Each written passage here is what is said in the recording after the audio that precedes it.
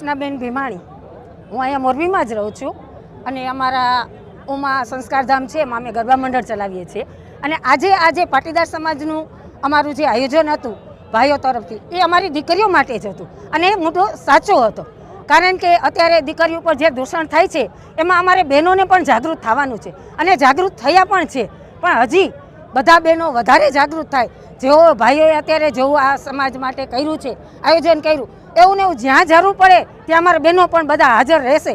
અને ખાસ અમારી દીકરીઓ માટે જે દૂષણ થાય છે એ દૂષણને અટકાવવા માટેનું આ કાર્ય છે. અને અમારા ભાઈઓને લુખા તત્વ કહે એ તો અમે ન જ ચલાવી લઈએ. કારણ કે અમારા ભાઈઓ અમારા માટે લડતા હોય, બહેનો માટે, તો અમારે બહેનોને પણ જાગૃત થવાનું છે. એટલે આજે અમે બહેનોએ સાથ આપ્યો છે અને આવતી સભામાં જેટલા ભાઈઓ થયા છે એનાથી બમણી સંખ્યામાં અમે બહેનોને એકઠા કરશું, એવું અમારું આ લક્ષ્ય છે. અને અમારી પાટીદાર સમાજમાં જે કોઈ અમારા ઉપર આંગળી ચીંધશે એની સામે અમે લડી લેવા તૈયાર છીએ. જય હિન્દ, ભારત માતા કી જય, જય સરદાર.